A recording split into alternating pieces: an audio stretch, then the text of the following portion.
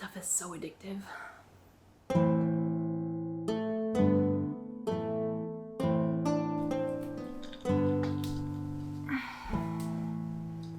Chryso friends, welcome back to Opus Elenae, where we are so sick of summer.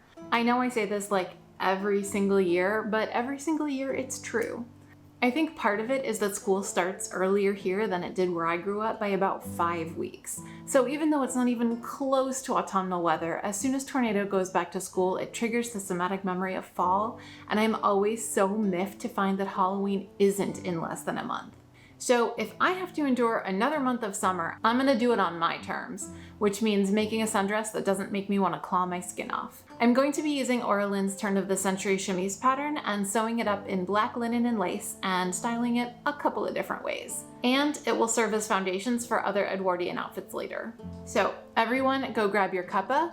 Today I am drinking Tabletop Tea's Caduceus Clay, iced. It is one of my favorite teas to drink cold. The floral notes and the green tea make this a delightfully light drink for summer afternoons, and they provide a nice change from the more typical citrus and mint iced tea flavors. Let's get into it.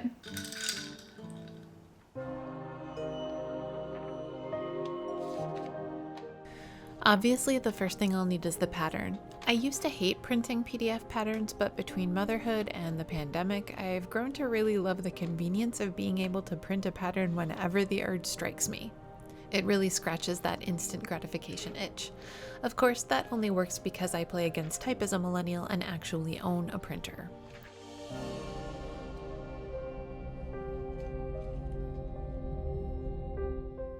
And I'm using the yellow frog painter's tape as usual. It's my favorite thing to secure patterns together.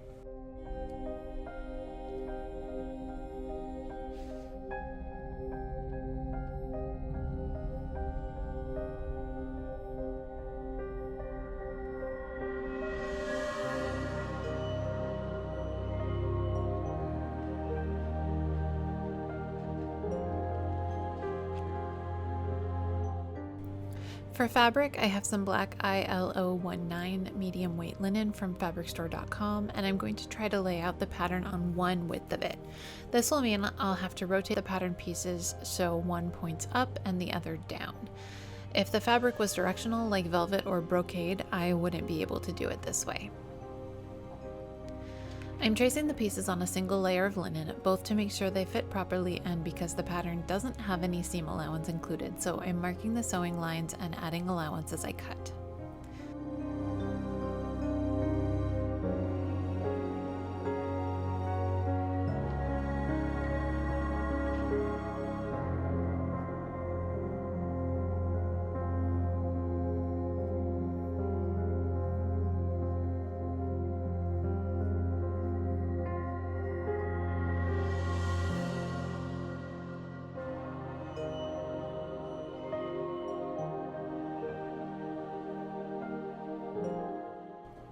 I am a sucker for a ruffle, so I will cut 2 8-inch strips the full width of the fabric, making sure they are straight by first pulling a thread to make a guide for cutting.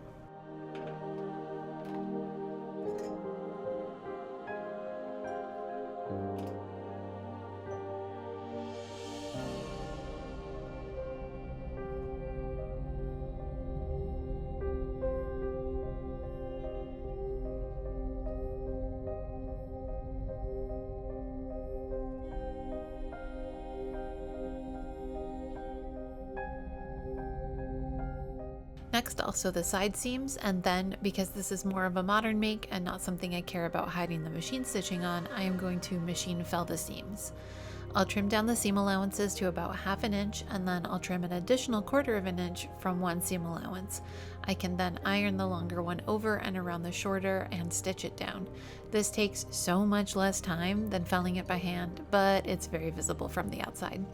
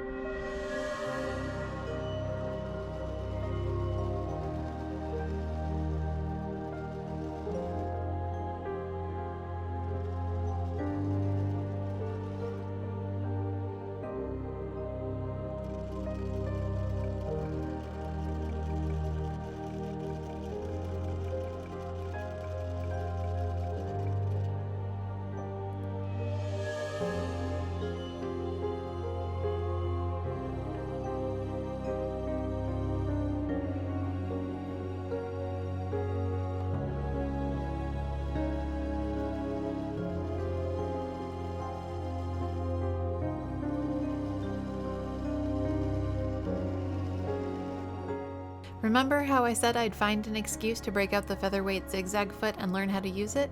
Well, today is that day. It ended up being simpler than I'd feared.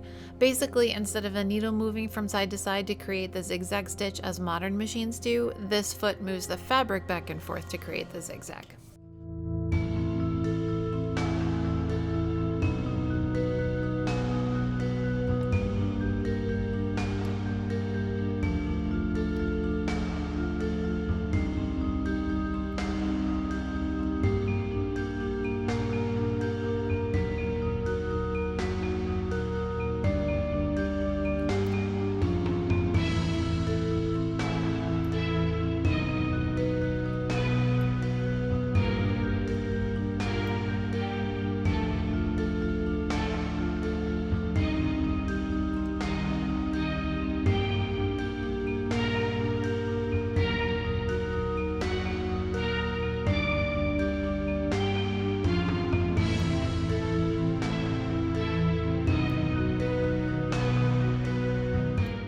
I am using my preferred method of gathering, which is to stitch a narrow zigzag over the length of crochet cotton, divide and conquer to pin the ruffle to the garment, and then pull the crochet cotton to gather it down to the correct length.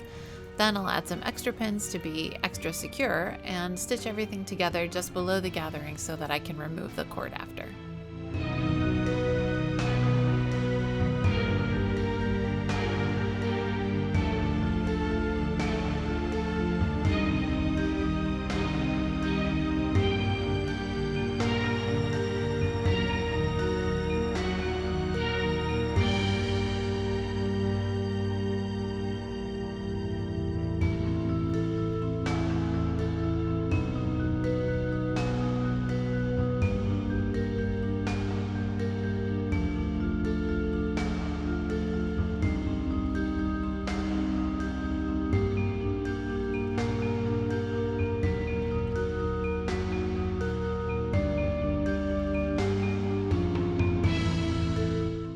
I'm going to need bias binding for a couple of different applications, so I'll make some by grabbing a triangular piece of leftover fabric and marking lines every 1.25 inches along the bias. Normally I prefer the continuous method, but I'm working with what I have. I'll cut them apart, sew them together into one long strip individually, and then iron them into shape with my handy little bias tape tool.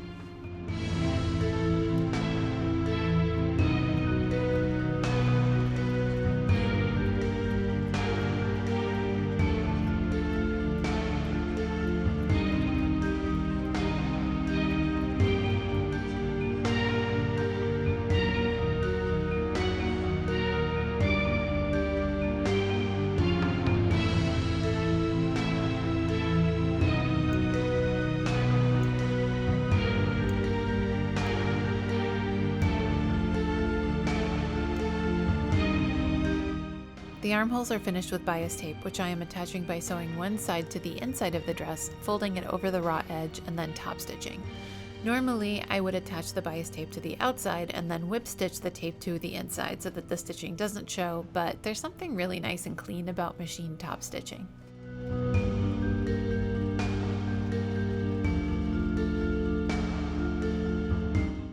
I need to finish the raw seam allowance of the ruffle, but I don't want to serge it because my serger is threaded with white and I am too lazy to change it.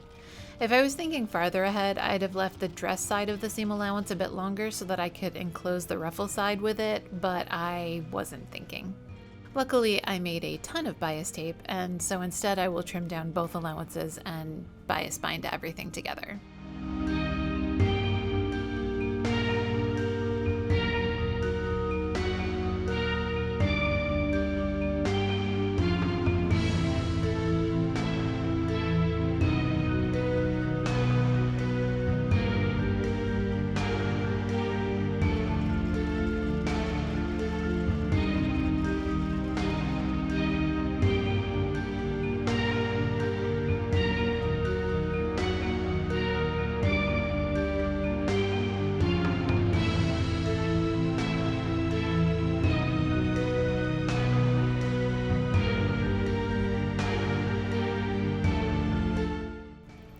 Thank you to all of my current and continuing coffee members, especially my newest linen tier member, Tiny Shiny Crumb.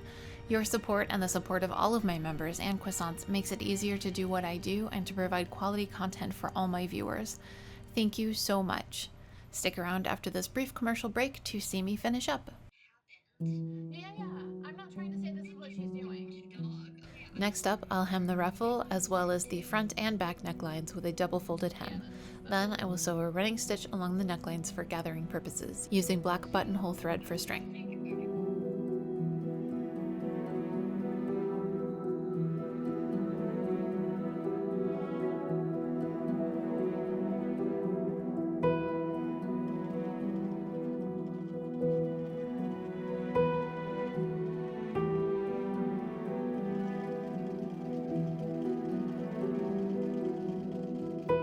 The pattern suggests gathering the front and back down by about 3 inches, and I'll measure my chest just to make sure that seems correct, which it does. I also measured over my shoulder to get the strap length.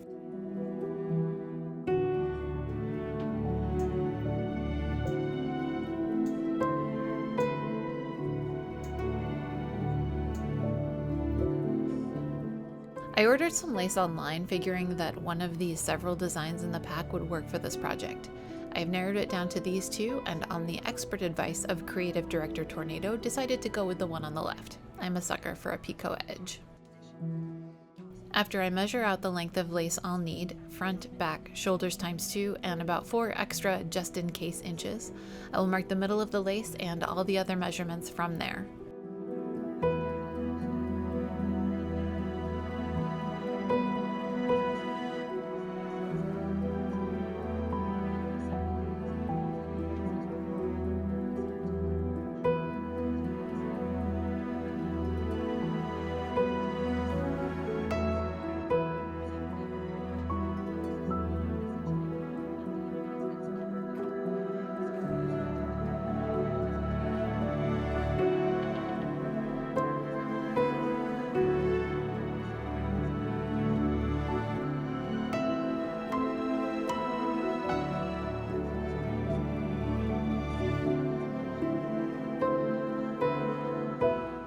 I'll do the same thing I did with the ruffle, pin the lace down to the neckline and then gather the linen down to fit, leaving about 2.5 inches on each end smooth to concentrate the gathering in the center.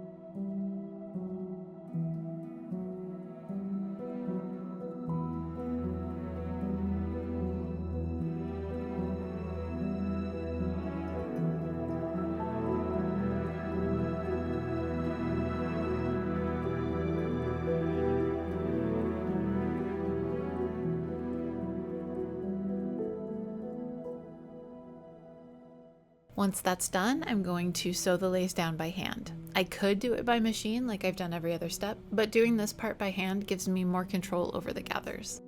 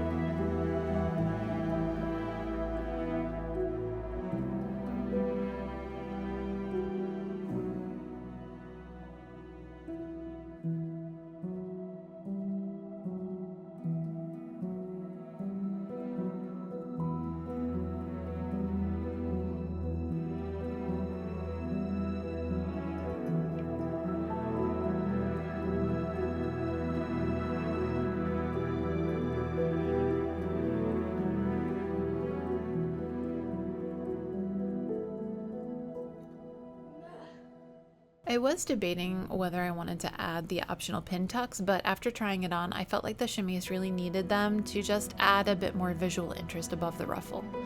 I'll measure 2 lines up from the ruffle to maintain a consistent distance.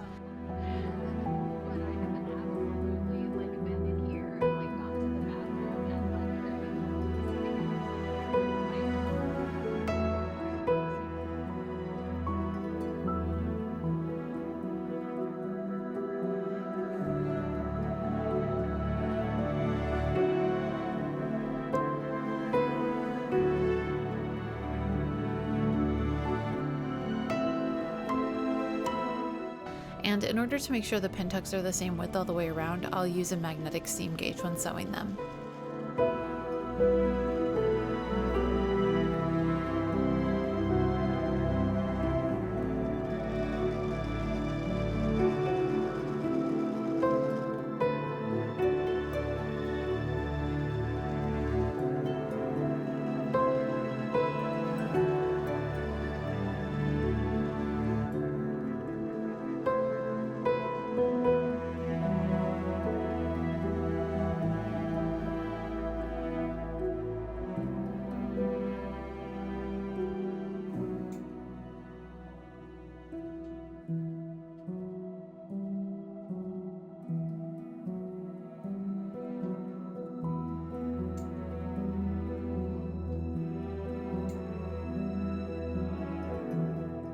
After ironing the Pintucks flat, the last touch is to sew a tag with my hand-printed ligature onto the back of the chemise, since telling front from back is just a little difficult.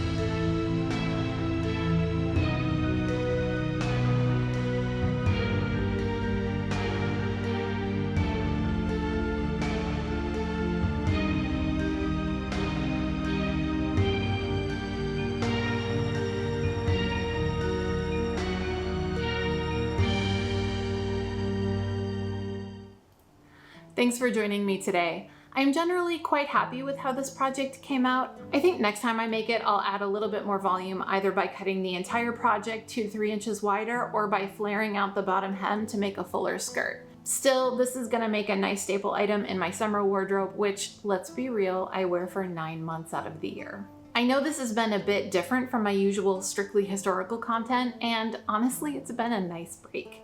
I'm interested to know how it hits the audience though. I have a few more items that I'd like to make that could potentially be videos, so drop me a comment below and let me know if I should do more history-bounding modern makes like this. If you enjoyed this video, be sure to like and subscribe, click the bell for notifications if you like them, and consider sharing this or any of my videos to social media. If you're interested in finding me on said social media, I am at Opus Elenae everywhere, and those links as well as the link to my Ko-fi will all be in the description box below. Until next time, be kind, do the work, continue supporting marginalized people, and keep creating. Will.